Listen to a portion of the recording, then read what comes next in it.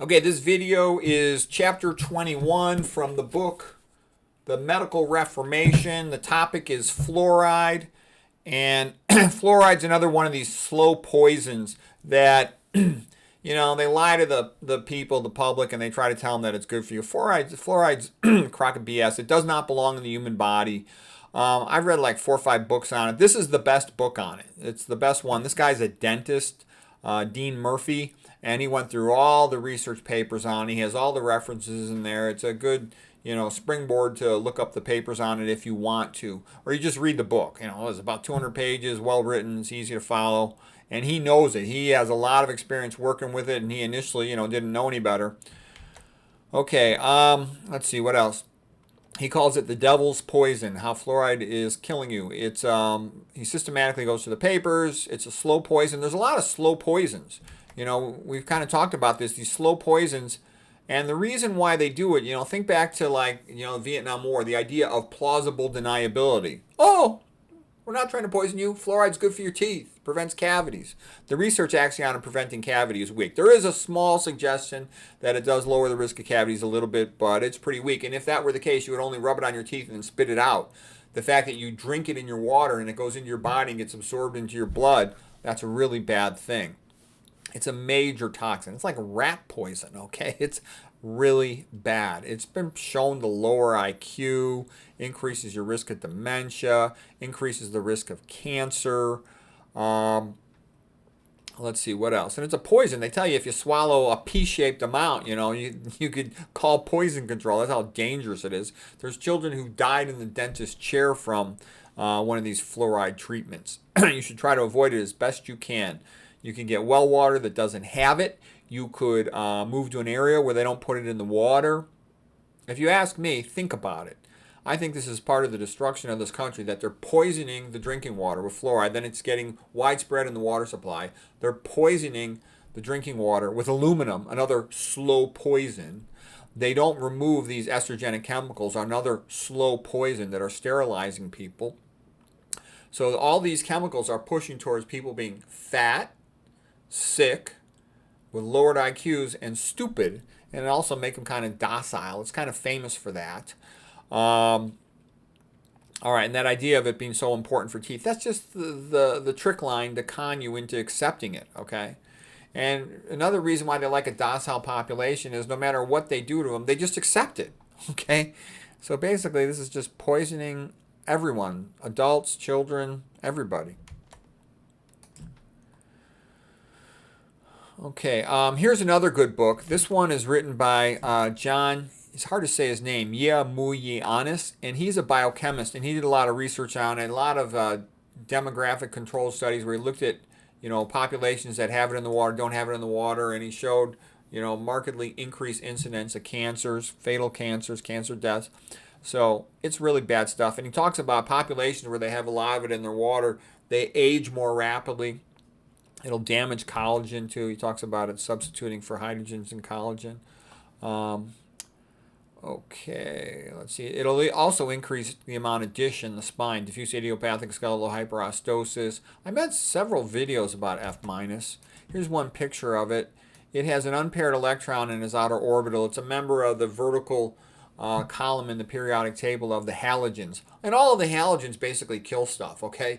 You sanitize water with chlorine because it kills stuff, okay? You kill rats with fluoride because it kills stuff, and you can kill other things with it. You can kill bacteria in your mouth. It does a lot of bad things. You use bromine to sterilize a pool, another halogen. It kills stuff. And then iodine, even though we need a tiny bit of iodine in our bodies, and we do need a tiny bit of chloride in our bodies, iodine also, the old prep used to be primarily iodine-based. So, halogens are toxic. All right, it's a free radical. Halogens are free radicals. There's an unpaired electron in the outer orbital. There's 7 electrons in the outer orbital. It wants 8. To have the full 8 is called having a complete octet. And because it wants that extra electron to complete its outer orbital octet, it very aggressively tries to grab it. Out of all the elements in the periodic table, fluoride has the highest electronegativity, meaning it has the strongest desire to grab another electron. So it is very, very, very hyper-reactive. And that's one definition of a pathogen, is that it's something that steals electrons. It steals electrons from other molecules and it doesn't give them back. that can initiate chain reactions that are real damaging. So here's a periodic table of elements, and here you can see fluoride. It has the highest electronegativity, just about 4 compared to everything else. Okay, much, much, much higher than carbon, for example. As you go up, electronegativity increases as you move towards this side of the periodic table, and fluoride has the highest electronegativity of anything. And look at every single one of these halogen is toxic and used to kill stuff. Fluoride, chloride, bromide, and iodide. Okay, they're all toxic, every single one of them. And now, a lot of people ask me about iodine. My attitude about iodine is it used to be in the past people only ate the food that grew locally. So if you had low iodine soils, that would be a so-called goiter belt. Iodine might be a problem for you. But most of the time nowadays, people buy their food at a grocery store from a wide variety of locations. So they're usually getting some iodine from one place or another. So I think the whole idea of everybody needs iodine supplements is totally exaggerated as a way to sell stuff. Okay, here's just another slide showing you some more of the things that fluoride does. Fluoride inhibits, pyruvate dehydrogenase. Well, actually, I'm not sure if it inhibits pyruvate dehydrogenase. I didn't draw it on there. It inhibits aconitase. It inhibits isocitrate dehydrogenase. These are Krebs cycle enzymes, okay? And I drew it in here. It's inhibiting succinate dehydrogenase. So that's a lot of enzymes. Krebs cycle is the middle of all metabolism. It is the central hub circle of all metabolism in humans. And fluoride inhibits 3 things in that cycle. And it runs in the mitochondria. So this is an example of how fluoride is a mitochondrial inhibitor. I told you before, anything that inhibits mitochondria, that gets into the brain across the blood-brain barrier is a neurotoxin. So fluoride is a neurotoxin. It's famously added to drugs because it makes them more able to cross the blood-brain barrier. Think about some of the drugs we know. Prozac, fluoxetine, all right, fluoroquinolone antibodies, and a whole bunch of drugs have fluoride added to help get them across the blood-brain barrier. And it can form complexes with aluminum and enter the brain and just damage the brain. It'll also inhibit complex 4 in the intermitochondrial membrane. IMM is for intermitochondrial membrane. These are the electron transport complexes 1 through 4, and then number 5 is really the ATP synthase. So fluoride damages that. That's really bad.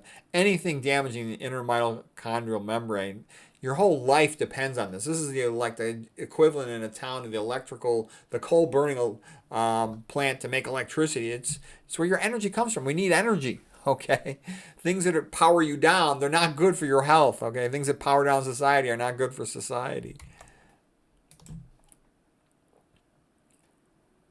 Okay, here's another thing fluoride can do. It can sometimes substitute for, this comes from the work of Yeo Miyamis, that biochemist who spent decades researching fluoride. And what he says, sorry about that, I'm going to move to the other side here, that fluoride can sometimes substitute its way in on binding to hydrogens, and it can break apart the hydrogen bonds that hold a protein together. And once a protein changes its shape and its folding pattern, it'll then now potentially be recognized by the immune system as foreign, and you can get a foreign reaction where the immune system will destroy the protein if it's in the extracellular matrix. If it's intracellular, the immune system doesn't necessarily see it, but still it'll damage the protein's function.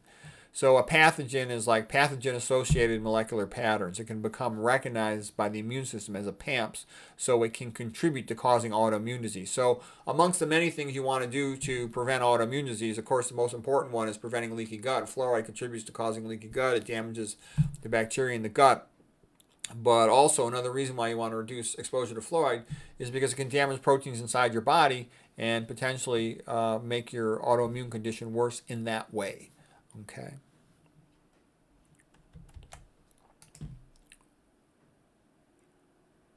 So DAMPs is when you damage a protein, that's damage-associated molecular patterns. It can also do that.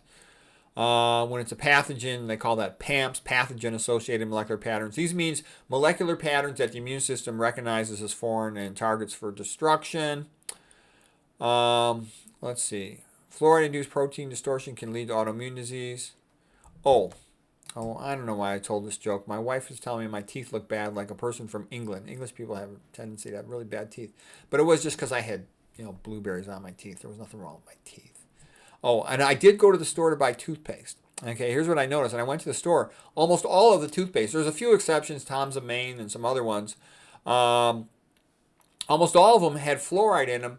And they would advertise it, meaning that they know that most of the public is so ignorant they actually think fluoride in toothpaste is a good thing. And I've had a lot of moms ask me, oh, should I have my kid go for fluoride treatments? No, stupid. Kid could potentially die from that, even though that's super rare. It's still a bad idea. Yeah.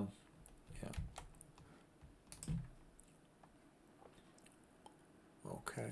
And like I said, too, that almost made me sad. What I realized is that, I've known that for, gosh, like over 25 years. And the fact that the population still doesn't know that in general, that's pretty sad. The population really doesn't learn much in general. We talk about it can cause autoimmune disease. We talk about how it can distort cell surface molecules and become DAMPs or PAMPs.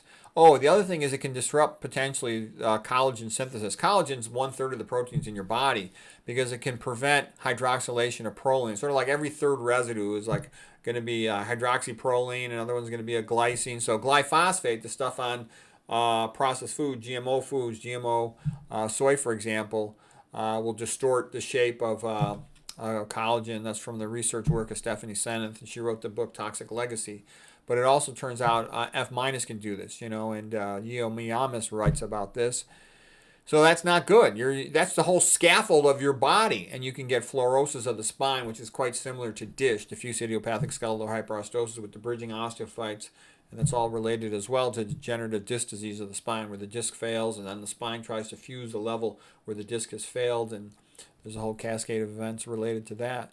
Another thing that'll weaken some Westerners is they don't eat enough fruits and stuff, and they're low in vitamin C. So there's a component of a mild scurvy contributing to their having poor collagen in their spines. So look at it. You eat the plant-based diet, you get all the good stuff, and you avoid the fluoride. You get all the good stuff, and you'll avoid the bad stuff. Okay, poor collagen can worsen arthritis-related pain, back pain. It makes the skin more wrinkled. Let's see. Aluminum and fluoride can form complexes. Aluminum fluoride F4. They can mimic phosphate groups and disrupt enzyme function. It's all bad. Oh, Ian Miyamis talks about a kid who died in the dentist office from the fluoride treatment.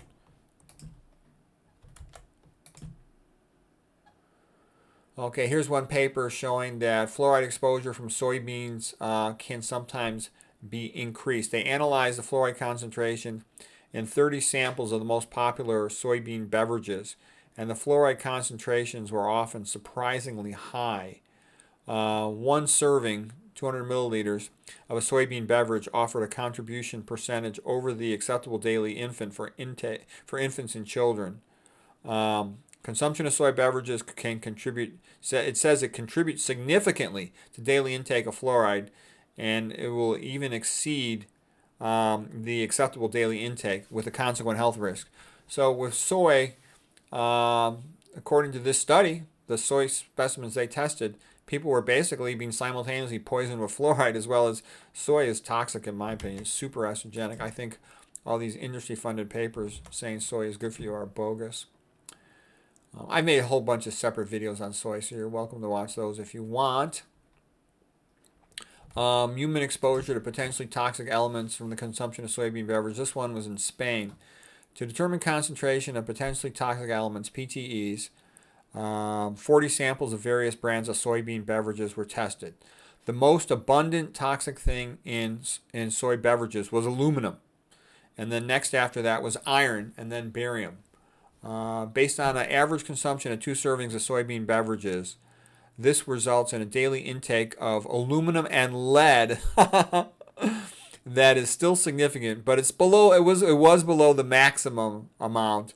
Higher consumption could exceed the recommended allowed amounts of aluminum and lead. Great. Isn't that funny? All right.